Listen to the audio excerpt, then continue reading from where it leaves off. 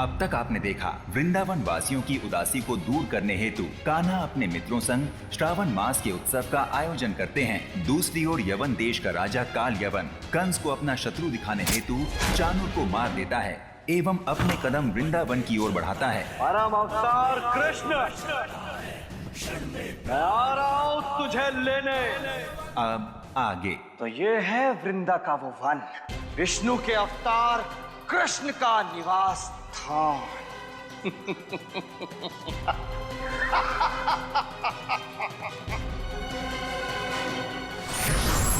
काल्यवन, तेरे अधर्मी पग मेरे प्रभु की पवित्र धरती पर कभी नहीं पड़ सकते।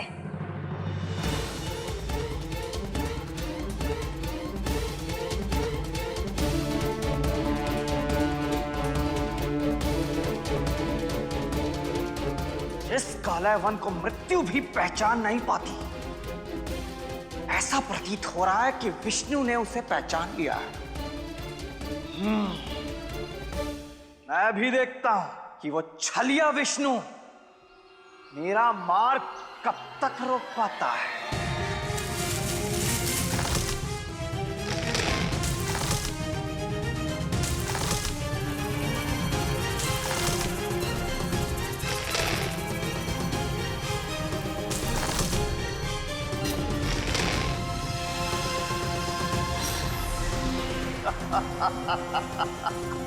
जानता था मैं कि वृंदा की ये पत्तियां कब तक मुझे रोक पाएंगी।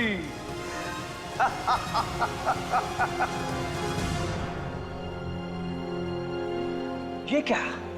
ये तो मैं वहीं आ गया जहां से चला था।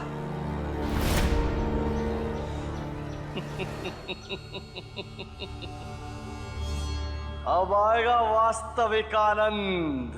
उत्सव, पूरे वृंदावन में उत्सव हो रहा है। अरे कहाँ हो सब लोग? बाहर आओ।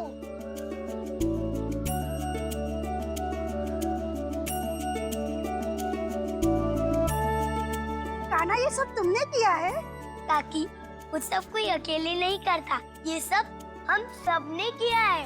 कान्हा, वृंदावन का तुमने श्रृंगार करके हम सब के मन का भय और निराशा दूर कर दिया है। ऐसा लग रहा है जैसे हमें फिर से जीवन का संचार हो गया हो। कान्हा, ऐसा लग रहा है जैसे पूरे वृंदावन का कण-कण उत्सव की तैयारी कर रहा हो।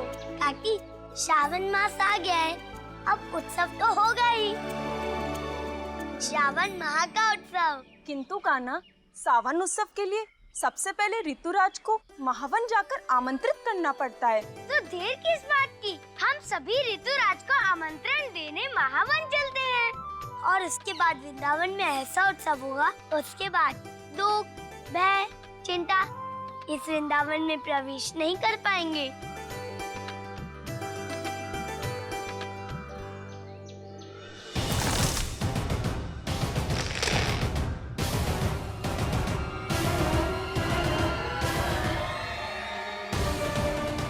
इतना अधिक समय हो गया है, किंतु मैं जितनी बार भी प्रयास करता हूं, फिर से लौटकर इसी जगह आ जाता हूं।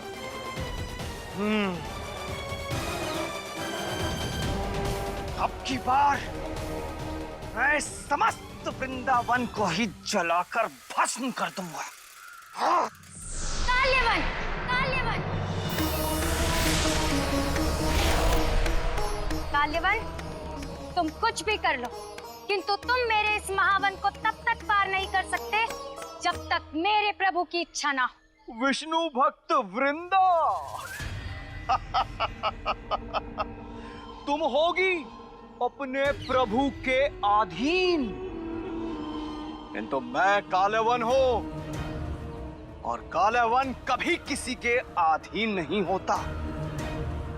मैं वही करता हूं जो मेरी इच्छा हो।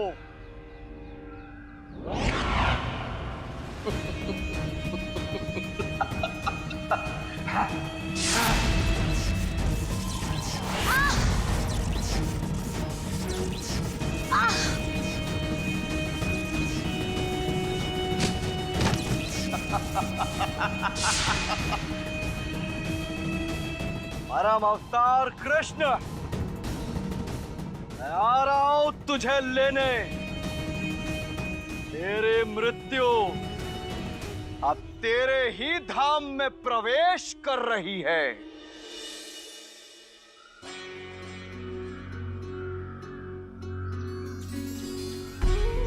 कान्हा, हमने तो जीवन से आशा ही छोड़ दी थी, परंतु तुमने तो हमें पुनर्जीवित कर दिया और हमारे भय को समाप्त करके तुमने हमारे जीवन को एक नई दिशा दिखाई। मृत्यु को इतने समीप से देखकर हम जीवन के प्रति नकारात्मक हो गए थे, परंतु तुमने ये सिद्ध कर दिया कि जीवन में कुछ भी स्थायी नहीं होता, दुख भी नहीं। सुना है वृंदावन वाले बड़े ही उत्सव प्रेमी हैं। बहुत बहुत पर उत्सव मनाते हैं। तनिक हम भी तो देखे उनका उत्सव। इसलिए बाबा, सुख हो या दुख, किंतु जीवन में हमें सदैव उत्सव मनाते रहने चाहिए। ज्ञानी बाबा, ज्ञान की बातें बाद में कर लेना, पहले भोजन कर ले। मैया, मैं भोजन कर लेता, किंतु अभी मुझे भूख नहीं है। लल्ला, तुझे भूख है या नहीं, इसका निर्णय मैया करेगी। चल, पहले थोड़ा माखन खा ले।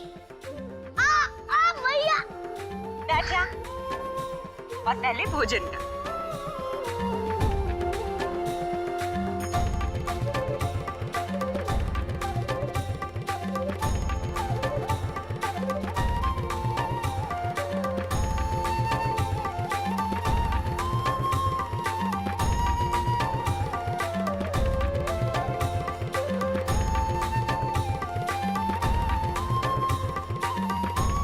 यशोदा, तेरी इस लल्ला ने उत्सव के लिए बहुत परिश्रम किया है। इसे मेरी ओर से भी माखन खिला।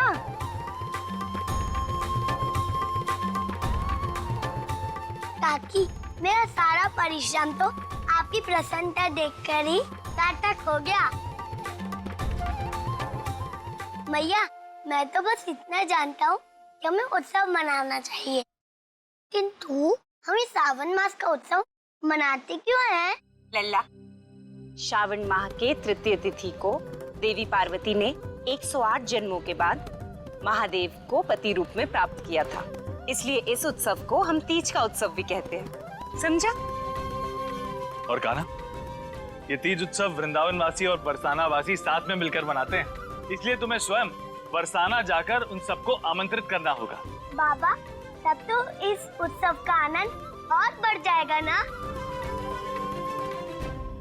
बाबा, आप महावन जाकर नित्युराज को लाने की तैयारी कीजिए। तब तक मैं और गोपी बरसाना जाकर सबको सावन माह के उत्सव का निमंत्रण दे आते हैं।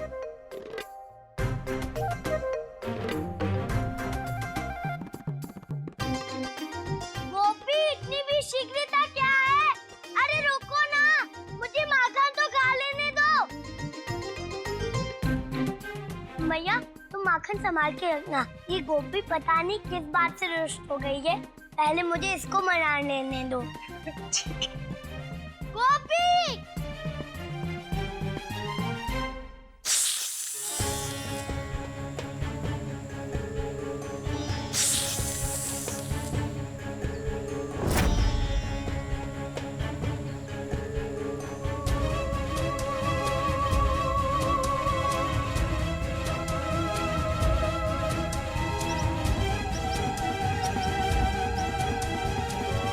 दीदी, आप और नाग पूजा, किंतु नाग तो विष्णु के सहायक होते हैं ना दीदी? और विष्णु तो हम असुरों के शत्रु हैं। तुम लोग कहना क्या चाहते हो? हम कहाँ कुछ कह रहे हैं दीदी, किंतु आप एक नाग कन्या है और हमें तो एक ही बात का भय है दीदी कि आप भगवान कंस के महल में रहकर भगवान कंस की नहीं बल्कि सार्पों की और विष्णु की सहायता करती हैं। आस्ते! दीदी, हम तो आपकी सहायता करने की कोशिश कर रहे थे। और दीदी, आपको हमारी बात का बुरा लगा हो तो हमें क्षमा कर दीजिए बड़ी बहन। हमें आज्ञा दीजिए दीदी, और अपना ध्यान रखिएगा।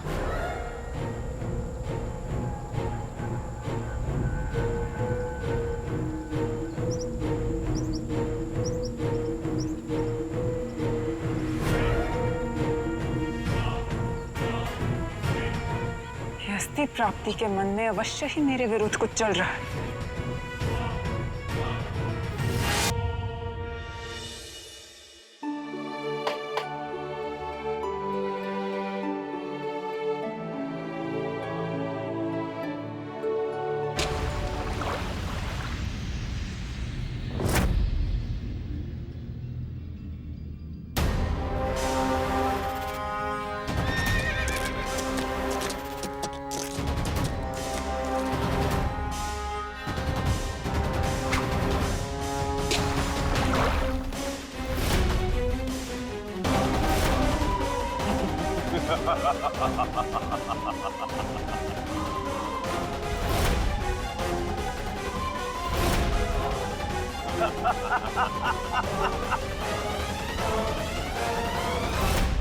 सुना है ऐसे ही मटकियां फोड़ता है वो कान्हा है? प्रलभ, क्या नाम बताया था कंस ने उस लल्ला का? उस बालक का नाम कान्हा है। हाँ, मटकी फोड़ कान्हा।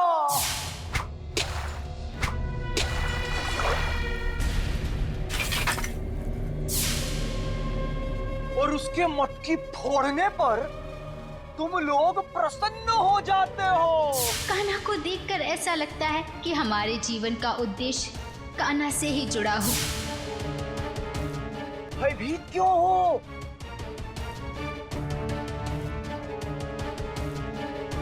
अरे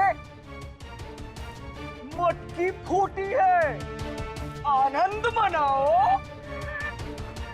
वो लल्ला मुरलीधर भी है ना प्रलभ? हाँ काल्यावन।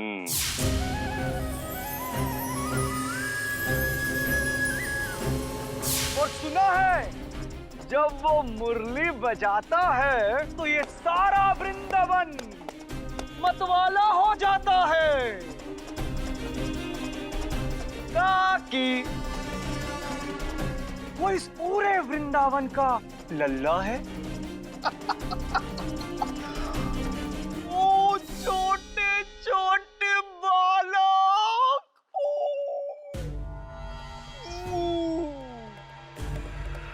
लल्ला सखों का सखा भी तो है ना? बोलो कहाँ है वो माखन चोर? मटकी फोड़ सबका सखा कान्हा कहाँ है? बोलो बोलो।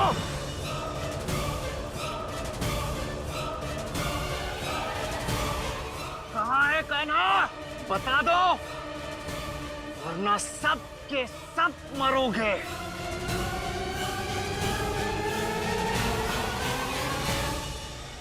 अरे गोपी, तुम कितना तेज चलती हो?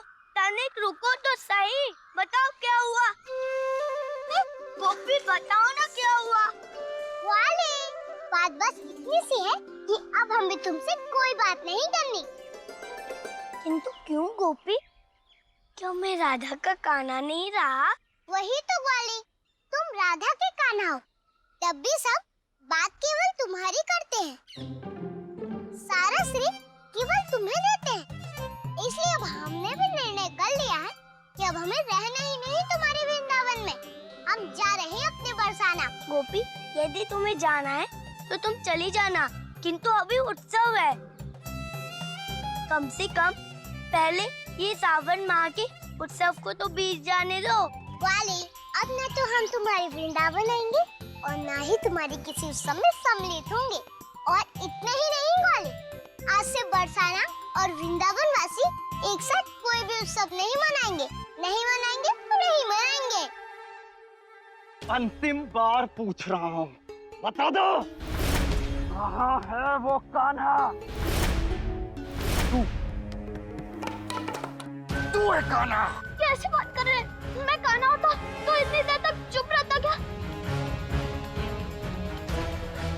तो तू है कान्हा? कान्हा तो मोर पंख धारण करता है।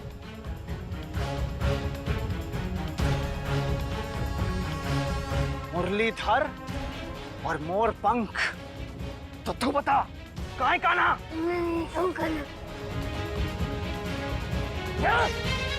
कहाँ है वो? कहाँ है वो? कहाँ है? कहाँ है? माखन चोर, मटकी फोड़, मुरलीधर, तुम सबका प्यारा कान्हा कहाँ है? कहाँ है? क्या चाहते हो और क्यों ढूंढ रहे हो कान्हा को? यही तो है कान्हा के पापा।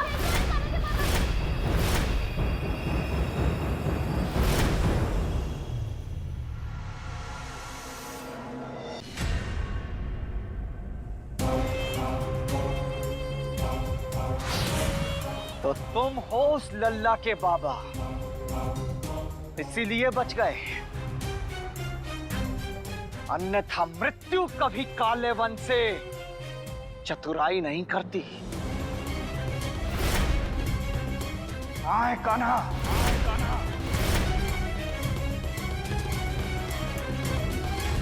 गोपी, किंतु पहले ये तो बताओ कि तुम्हें चाहिए क्या? हमारे चाहने से क्या होता है ग्वाले? कौन सा कि हम जो चाहते हैं वो तुम हमें दे दोगे? गोपी, तुम एक बार मांग के तो देख लो। ठीक है ग्वाले, यदि तुम सचमुच में ही हमें कुछ देना चाहते हो तो एक वचन दो। वचन?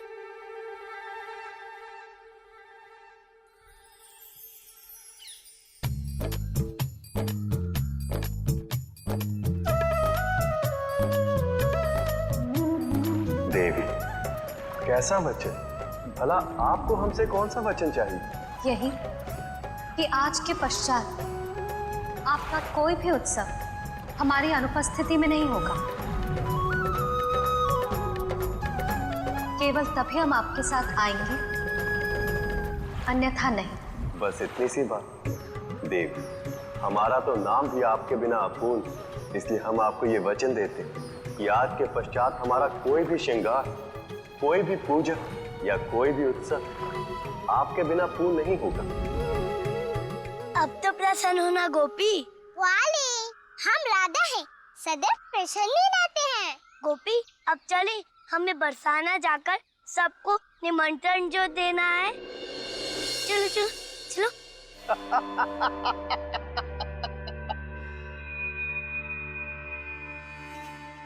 हाँ।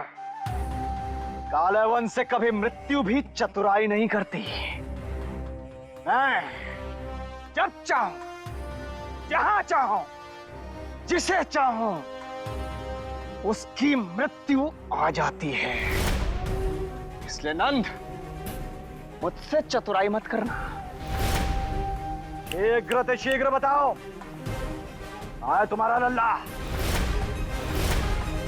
मैं तुम्हारे लल्ला को लेने आया हूं, ताकि कंस की हत्या कर सके।